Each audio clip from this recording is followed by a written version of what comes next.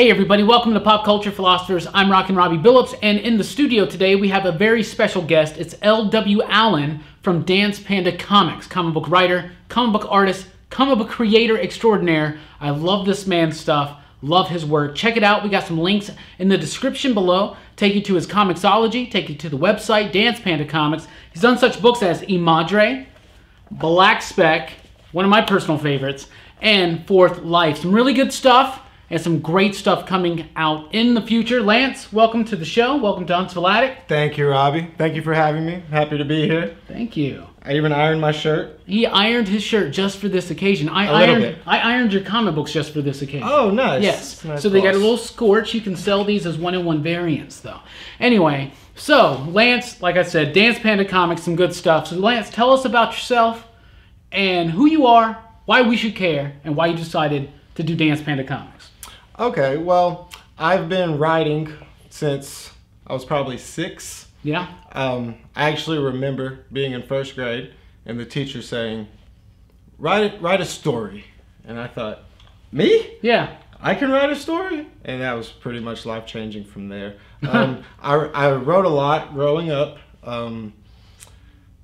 Poetry, stories, just anything, really. Yeah. Around the high school years, I wrote a fantasy novel that me, my mother, and my wife have read. A whole novel? A whole novel. How many pages? 220. 220 pages? Maybe. Decent. Yeah. Decent. Okay. You know, nowadays, fantasy novels, they got to be like 220 books. Oh, this was low fantasy. Okay, okay, I got you. Yes, exactly. So wrote your first book at the age of 16? Somewhere around there. Okay, yeah. How long did that take? Couple years. Okay. Couple years. Nice. Yes. And then through my 20s, I kind of fell off a little on the writing. I have a novel series I worked on a lot and have a lot of stuff done, but no one else has read that as well. Huh. With the comics, 7 years ago now, okay, DC launched the New 52. The New 52. You guys said the New 52 did nothing. It launched the career of L.W. Allen.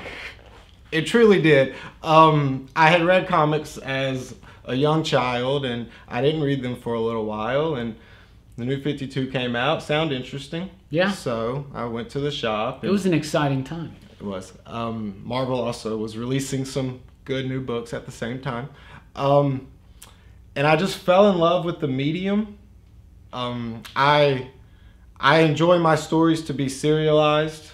Yeah. As if I like television more than movies. Yes. I like how there'll always be more.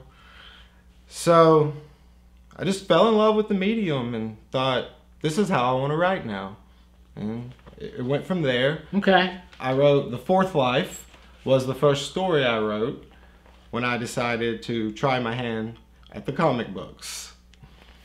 I did a comic that I drew myself. It was called Garcia Brothers. We don't have one of those here because I don't know why, but Lance didn't bring one. Should I go get mine? They're upstairs. I'll dig around for 20 minutes. I'm just kidding. Go ahead. So with this book, I was proving to myself that I was serious, that I would go through and finish projects. That way, when I started hiring other artists, which makes the comics even easier to produce, I knew I would stick with it, and so far I have. Yeah, rock on. Well, you've done good work, and I have followed your career since almost at the beginning of your comic writing, right? Like I was one of the first people, I believe, to see Garcia Brothers. I believe you have maybe a Garcia Brothers that was in color that no one else has ever seen. Yes, I do. And I got it CGC'd. It came back at 2.5. I'm kind of pissed off about that, Lance. I did print it at home. Printed it at home. So you said that the New 52 was kind of what brought you in to the comic books, right? So you didn't really read comics that much before any of that? You weren't like me and some of the other viewers where we've been reading these things since we were like 4 or 5 years old. Around the age of 6 or 7, I did. Okay.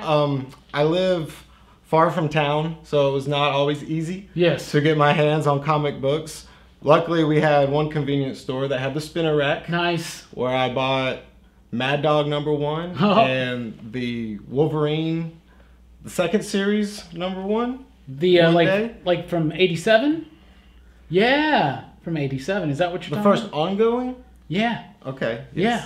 Okay. And, Oh, that was good stuff. Chris Claremont, John Buscema, dude. oh, yeah. Yeah. So, yeah. Okay, so there's that. But what in the New 52 then? What spoke to you? What really what made you go? What book from the New 52 or books made you go, man? I want to write for this. Was it purely the episodic nature of the medium, or was it there's something particular that grabbed you? The medium itself was very important in the storytelling method, and I feel there's still so many new ways to tell stories within a comic book, and that's true with other mediums, but I don't make movies, I make comic books. Yeah, and they're cheaper to make. Yes. So with the New 52, Scott Snyder's Batman was really awesome. I had not been an avid reader of comics, Batman comics in general. Yeah. So that was really good. The Demon Knights I actually really enjoyed. Okay, yes. That was Paul Cornell. Paul Cornell with Etrigan. Yeah. Yes. Oh, that was a cool book at first. Yes. I really do. They kind of let it just kind of falter out. But Cornell had a really good vision for that, and I think it got muddied up by editorial, which was a big problem in New 52. But that's another video. Yes. Also, at the same time, Marvel had dropped a new Punisher series by Greg Rucka. Yeah. Oh man. Whew. With the wedding. Yes. It's not in print anymore, but you guys, if you can find that Greg Rucka Punisher run, it's good. Oh yes. Oh, it's so good. And Marco Cicchetto, that's some of his first work over at Marvel, right? Yeah. Beautiful stuff. And even Mitch Gerrits did some of the Punisher Warzone. Yeah. Yeah. Isn't that crazy? Nobody knew who he was back then. We were just like, this is a great Punisher story. Man. So those books grabbed you. I was really enjoying those. And one day, the manager of my local comic shop, he showed me these other books that didn't say Marvel or DC. And that was another life-changing moment for me. Wow. Hats off to that guy, whoever he may be. So let's talk about the work real quick here. You mentioned that Fourth Life was the first story that you kind of actually wrote. Yes. For a comic. For comics. But this wasn't your first comic. No. You did Garcia Brothers. Right. Tell us a little bit about Garcia Brothers. Is it still available for people? Garcia Brothers is available. You can go to the website, dancepandacomics.com, which will take you to my Gumroad page, which is like Etsy. Yeah. And get them there. You got to start with a big mistake. That's an ongoing series. I finished the 4 issues and was proud of myself and moved on to other things. I would love to return to the story. But that's when you actually did the art on yourself. It's Yeah. so It took a lot of work, I bet. It did. It was more of a superhero story than anything I've published since. It was definitely trending that direction. Yeah. It was a military story. It was a story about brothers. And that's important to me. I have 2 brothers, older brothers.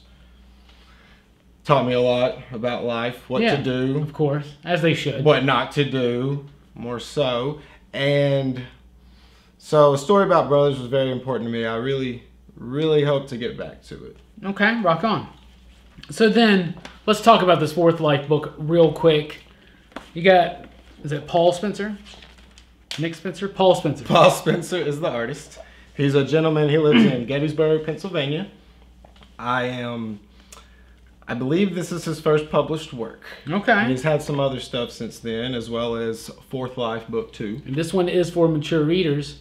Tell us a little bit about it. So you got 2 issues of this out right now. We do, yes.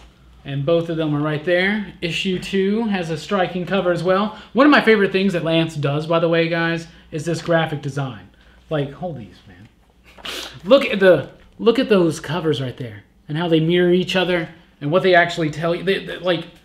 You got the ribbon on this one going across. You got the police line on this one. Dude, that's just, I really like stuff like that. I think Lance does these covers. They're brilliant. Absolutely. What's the point of Fourth Life? Why is that a story you got to tell? Why should people read? Fourth Life is a crime thriller. As you said, it is mature rated. Sopranos is my favorite television show of all time. Okay. So, So I really wanted to write a story in that vein. It's a crime thriller, but it may be the most emotionally grabbing book I believe I've put out so far. It's about a man who he lives his life and learns he may be someone else. He didn't know this. What you have is a man on the cover here. His name is Victor. So him and his girlfriend are on a trip across country. They're bad guys. They work for the mob boss who lives up in Albany, New York. Yeah. They're traveling the country, and in Denver, they find a picture in a diner of someone they think they know.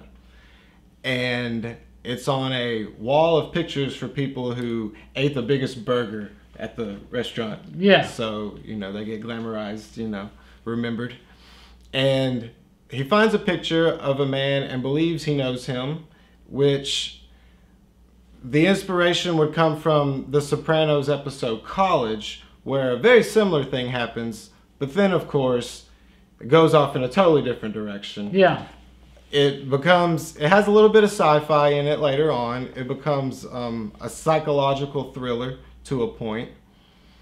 That's nice. I like that, man. That book is really good. And you have another artist who helped you out on issue 2, the Switters. Jesse Switters. Yeah, okay.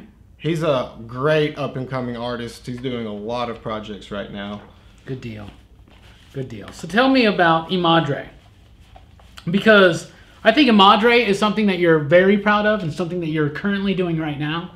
It's an ongoing type thing. I mean, there's a limit to it, right? But it's still going. Correct. Right now. But Imadre is just fantastic. And these comic books, if you get the hard copies, they're little flip books. So you got chapters 1, you got chapters 2, and then you got chapters 3 and 4. Right, man, 4. Right there, right? It's so hard in the studio. But this book is something that's really, really cool, and you're working with Claudio Munoz. And tell us about that and that collaboration and what that story means to you and why we should read it. Because it's really good. Imadre is a meshing of 3 different main themes. The one theme, our main character, Miguel, he loses his parents. He doesn't know if they're deceased or just lost, but the theme is moving on after losing your parents. Whereas with Miguel, that's a very quick situation. Yeah. He has to move on. He has to push ahead to the mission they are on. He doesn't know if they are with him still, what happened. Because him and his parents are coming to an island at the very beginning of Imadre. And a giant wave completely destroys their boat. When he washes up on the shore, his parents are nowhere to be found. But they have a mission to do, and he continues ahead. I didn't lose my father at a very young age, but at 20 years old, I would like to say I was a full-grown, mature adult, but I probably was not. So that speaks to me a little bit. Yeah.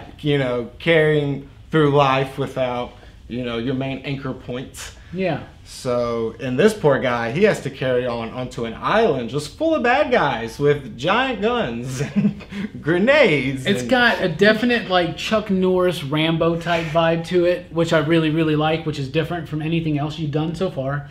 Because, Fourth Life does have that crime fiction aesthetic. It feels tonally like something like The Sopranos or Goodfellas or something like that, with a little bit of a twist to it.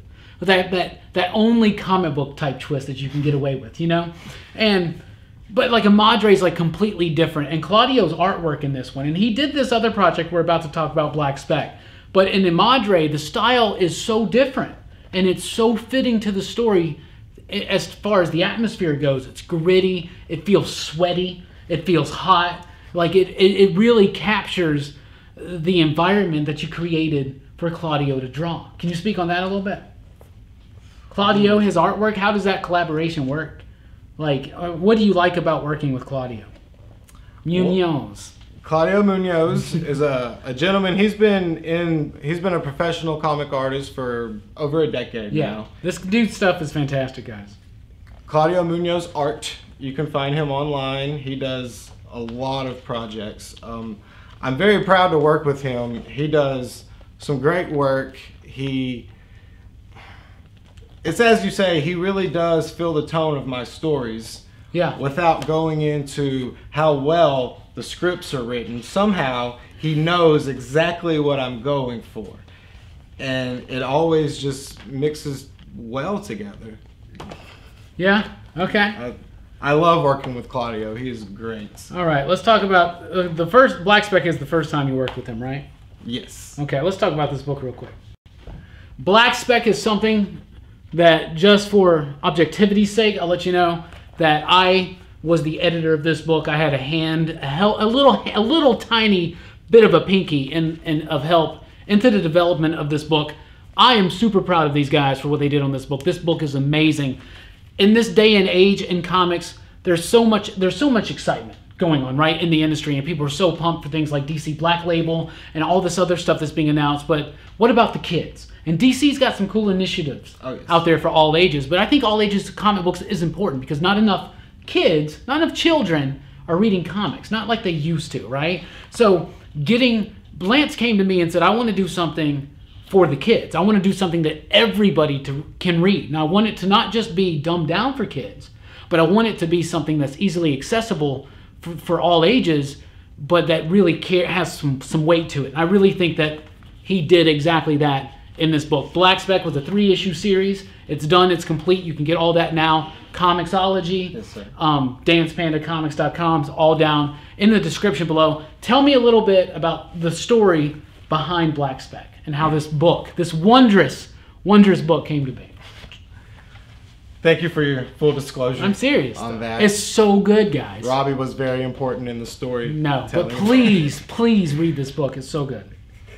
So I wanted to write an all ages comic.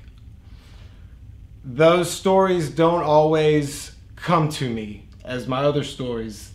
They sometimes just appear. Yeah. The story, a vision of violence and mayhem, and he comes up with a story. Sir. Yes, sir. Yes, sir. Yes, it's my visions are bloody. And with Black Speck, I had a roundabout idea of where I wanted to go with the story. Originally, I wanted to make maybe about a 50-page graphic novel. My lovely editor decided it should be a 3-issue series, which really gave me room to breathe. So that was nice.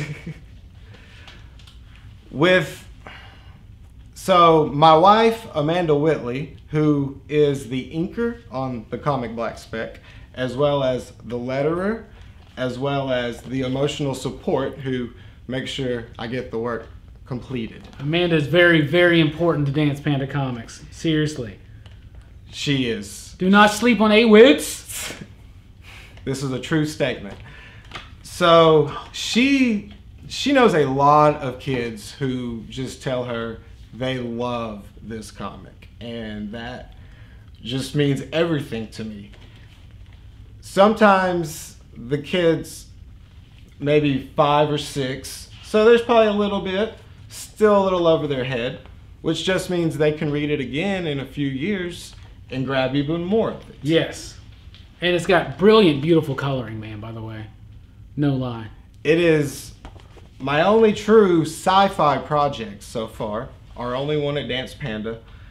That is one reason we had our lovely editor, Robbie, help us out. Before getting into comics, I wasn't a huge science fiction fan.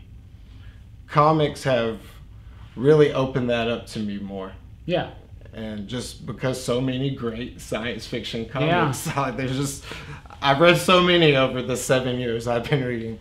So I really wanted to do that. I really wanted to speak about hope and how one person we have this feeling that we can't get it done alone. We can't do much alone, which leads to not doing anything, possibly. Yeah. So the main character in the story, Tumanos, he's living in a dystopian future. It's not technically Earth, but, you know. It's an allegory. It could be.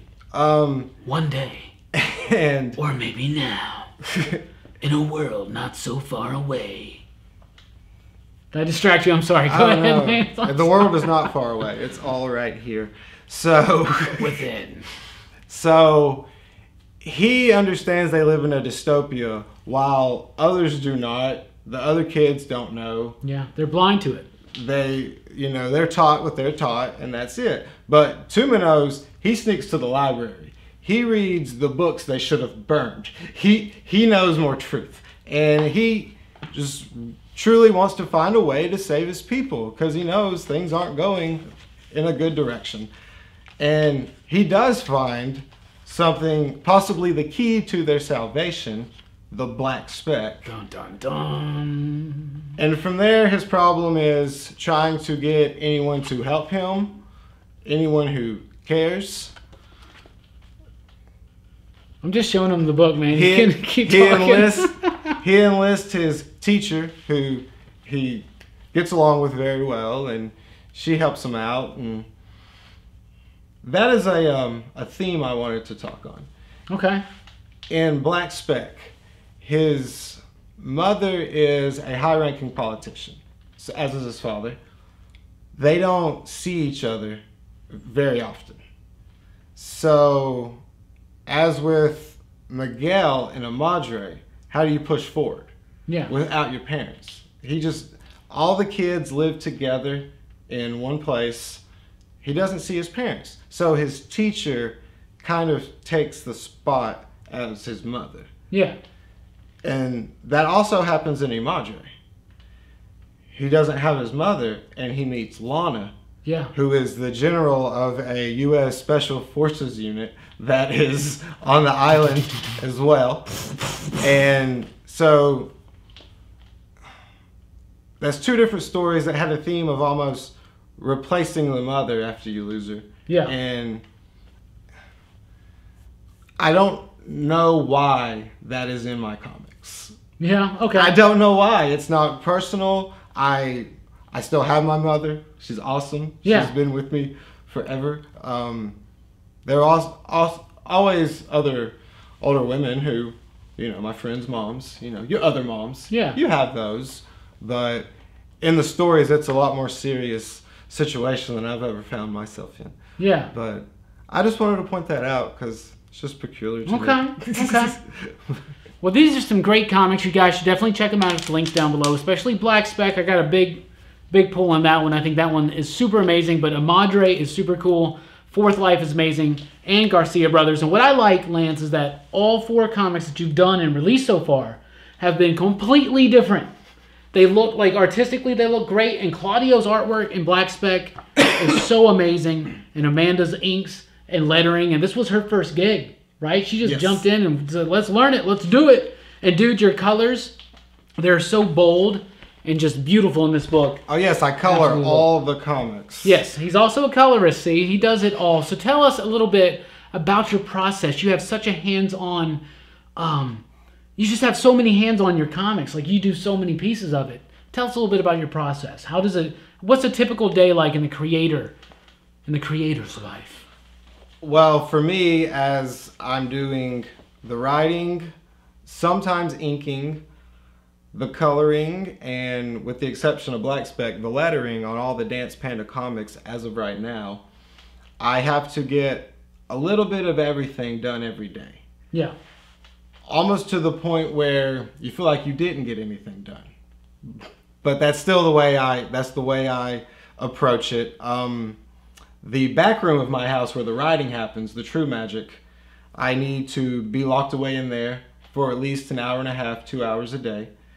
And then in where the nice computer is that I do the work on, I need to be on there a couple hours a day doing anything from inking to flatting colors, shading colors, lettering, just putting things together. Yeah. The whole format. So I do a lot of the book.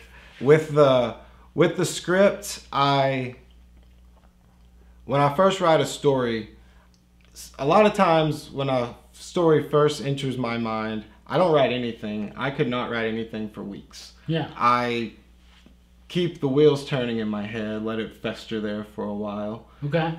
And I start writing my ideas. I start writing my outlines. Eventually you have a script and you start making the comic. And the one thing with my scripts, I feel like, honestly, I haven't read a lot of other writers' comic scripts. Just enough to know format when I first began. Yeah. So I feel like they're very detailed at times, maybe too detailed as far as too hands-on with the art. And the great thing about how I've been working with Claudio for a few years now is the relationship, it flows better. I don't have to be as specific with things. He knows what I'm looking for. Yeah, you got that synergy going on. Yes. So it just works out well. I may send him a page that's not nearly as detailed as another, and that may be my fault, but it's never a problem for him. He is a great storyteller in his own right, which is very important. Yes. That people don't realize when you're drawing the comic, no matter how detailed that script is, you are a storyteller as well, and very important to the process. Oh, absolutely. Without Claudio, Dance Panda Comics may not exist right now. So, very, yes. Claudio does great work. I hope he watches this video. Claudio, you are amazing. Love your work. Thank you so much. Thank you for being on the show. Let's talk a little bit about, we talked about your process. Now, maybe there's somebody out there right now watching this video. They're thinking about making and creating their own comic books, whether it's writing, whether it's lettering, whether it's coloring, or some other form of art, like the actual illustrations, the inking, which is a dying art, because a lot of it's done just straight through digital now. Tell us a little bit about what lessons have you learned? What advice would you give to the up-and-coming creator? Okay. So, as I said with the Garcia Brothers, that was telling myself, I will do it. You have to make something. You have to create something. Yeah. A sheer force of will, homie. I'm not much of the artist myself as far as the drawing, but you have to do that every day. You have to practice. You have to keep on, keeping on, keeping on. Yeah. And also, when it comes to making the comics, you have to make the comics. You may know that your art will be better in 2 or 3 years. We have artists that we adore that we can see in their published work over the last 12, 20 years, you progress. So. Yes. But you have to make that book. If that's what you want to do, you have to make that book. Finished, not perfect, is very important when it comes to, I guess, entering anything like this. Because when you finish something, no matter if you could sit there and stress over and over again and be a perfectionist and be like, I got to get this right, got to get this right, and you'll never release anything. Yes. But once you release some things, even if they're not perfect, but they're finished, you gain that momentum. Yes. It keeps you going. How energizing does it feel when you release an issue? It makes you want to do another one, does it not? Yes, it's like a drug. Yes. It's like, give me another right now. Yes. It's amazing. I will have the 5th chapter of Imadre out next week, available digitally.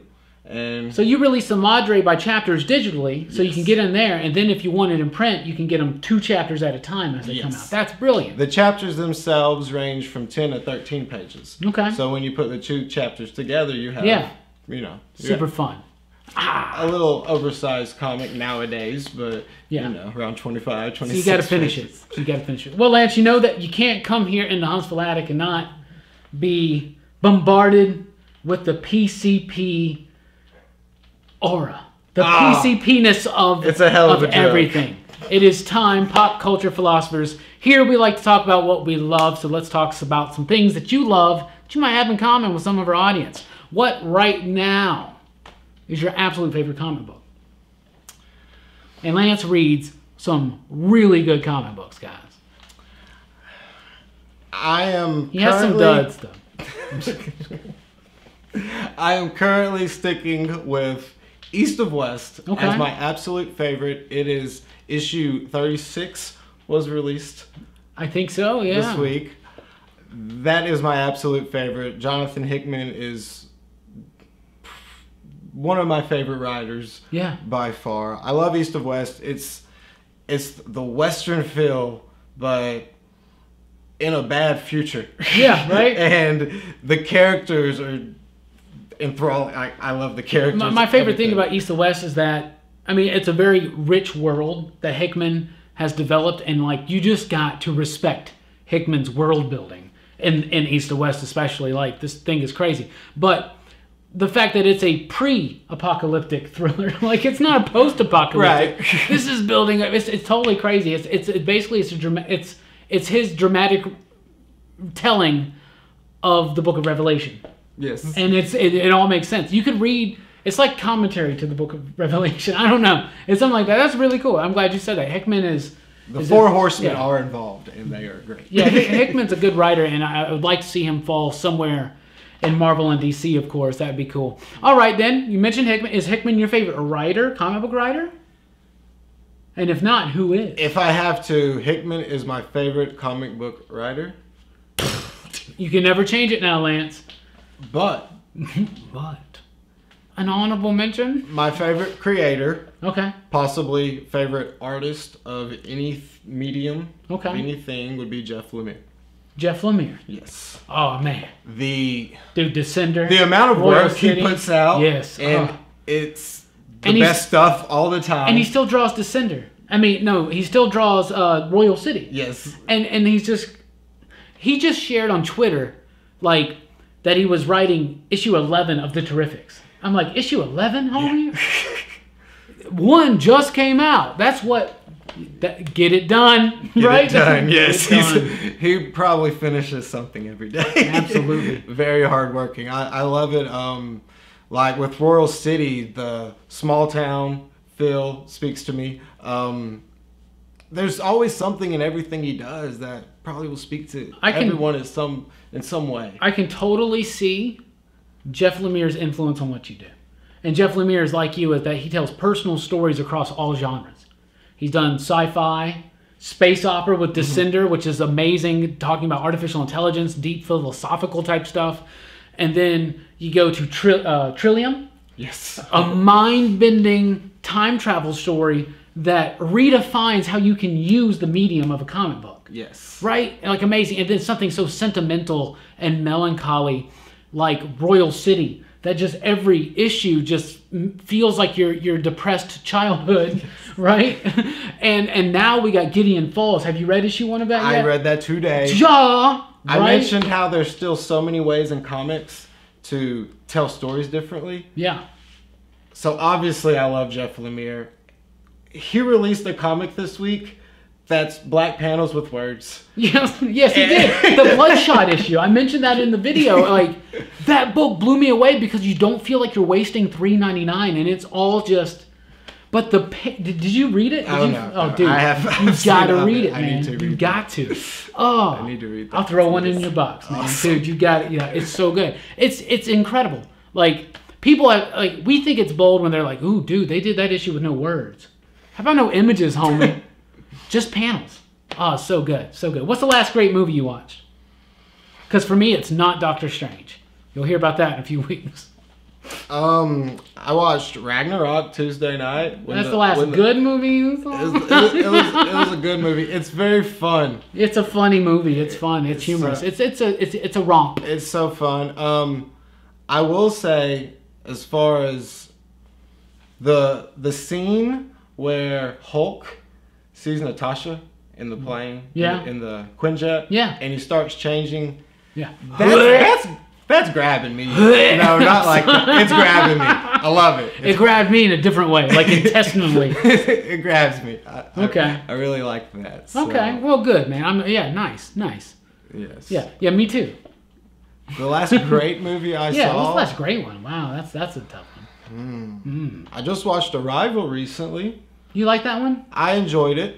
I did enjoy it a lot. I'm missing something on Arrival, man. I really am. Yeah. I'm missing something on Arrival. Now, granted, I think I may have fallen asleep for like 10 or 15 minutes. At some point towards like the 80-minute mark. There's times you can do that though. Yeah, to be honest. I don't get it. I don't get it. Why is it so good? Why is it great?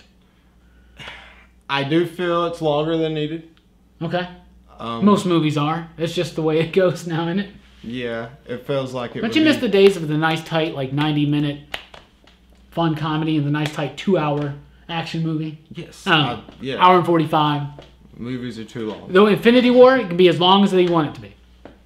Just saying. I would agree. I watch 3.5 hour Infinity War. I would. I would stay till April 28th watching Yes, that movie. exactly. Yes. Arrival is a great story. I believe Okay. it could be told very well in a short story. Yeah. It could have been an episode of, say, a show like Black Mirror or something. Yeah. But it's very good, and I absolutely adore Amy Adams and Okay. Jeremy Renner. Okay. So that helps. It's an interesting way to take the story of Lois Lane and Hawkeye into. It's an interesting direction. I mean, Hawkeye had a family. Lois had Clark. This is before he got resurrected with the fake stash thing. Right, and post the next Avengers movie. So Yeah. Hawkeye's family. Watch out. Watch out.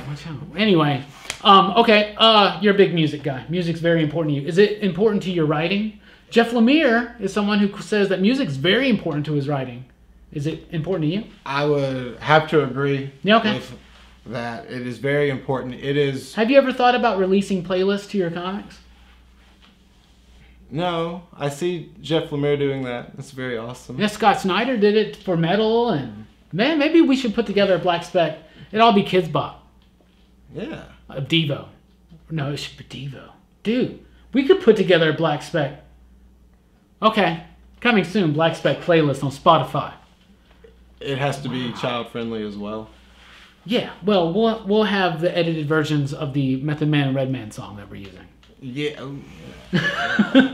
Puts a little extra beat in there. That's pretty good. So, yes, music would be one of my main inspirations for writing, maybe more so than reading comics or reading novels or... The little bit of fiction that I write, music's very important. Yes, I feel music is a place, it supplies real, raw emotion. Not every piece of music ever. Yeah. But... Keep going. It supplies my back, real, knock raw down. emotion. Sometimes I feel like lyrics and music are one of our last bastions of honesty. Yeah, okay. I mean, yeah. They're not afraid to tell you how they feel in music. Yeah. I've learned a lot. Music inspires my life. Even, it inspires everything to me. It connects with my soul more than movies. Okay. What's the last great album you bought? The last great album. Because Lance is somebody who still actually buys physical copies of albums. I do. And I buy CDs. Yep. And they'll stop making them. And 20 years later, I'll be able to sell them for a lot of money. Like all the Matrix around today. Let's go with vinyls. Man. I guess there's two possible scenarios for that. Yeah, maybe. Yeah. The last great album, I buy a lot of music. Lately, I have been listening to a lot of the Gaslight Anthem. Okay. Which the lead singer, Brian Fallon, he has a couple solo albums. He released one recently. And I saw some people on the internets talking about the new Brian Fallon album. I go to check them out, and I think, I like that. But I already have a band I listen to that reminds me of Bruce Springsteen. Turns out he is the lead singer of that band, and I just don't always pay enough attention to things. But the Gaslight Anthem, very, very great group. I've been listening to them a lot recently, and a lot of Queens of the Stone Age recently. Okay. Yeah. Nice. So I can't think of a great album I love that has been released yet this year. Okay. What do you got coming up? What's next?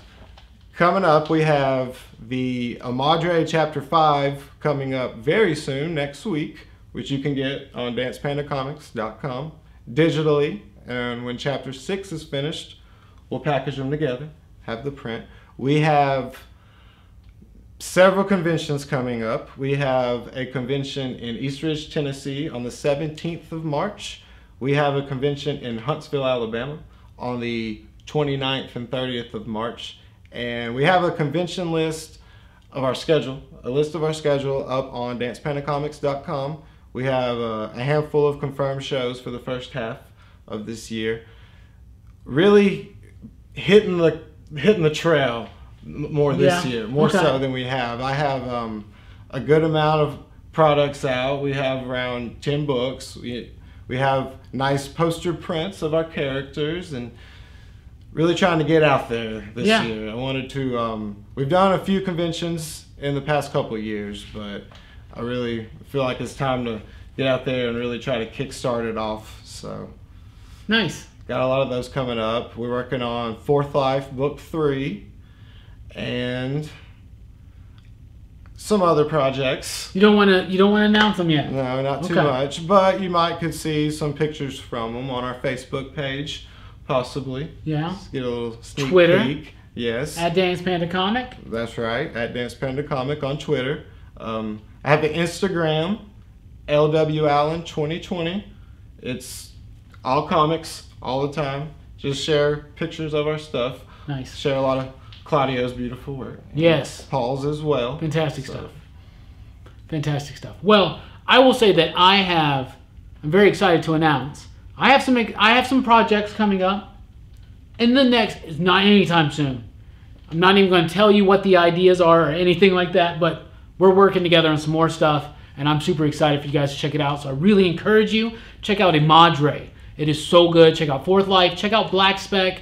Check out Garcia Brothers. Dance Panda Comics is doing some great stuff. Support your local independent comic book artists if you're in the area, and if you're not, just support independent comic books, because this is where the new freshest talent comes from. We got to support these guys because they blossom into the Bendises, the Millers, and the Morrisons and Moores of the future. Jeff Lemire's. And the Jeff Lemire's and the Scott Snyders. All those guys started back in independent comic books, doing their own thing. Matt Fraction was doing things with AIT Planet Lore before anybody knew what Sex Criminals was. Absolutely. Jeff showed his original work in the back of Gideon Falls. Yeah? Yeah, this video is not about Jeff Lemire. But it kind of is. But yes. Lance, thank you for being on the show. Thank you so much. Seriously, I had a great guys. time. Check him out at dancepandacomics.com and at the links below to his Comixology, his Gumroad, all that jazz. Check out these books. It's really cool stuff. Thank you for watching this video. I've been Rockin Robbie Billups. This is L.W. Allen from Dance Panda Comics. Do check us out at popculturephilosophers.com for podcasts, blogs, top 5 lists, and a whole lot more. Thank you guys for rocking with us. Keep on keeping on and keeping on and keeping on and keeping on.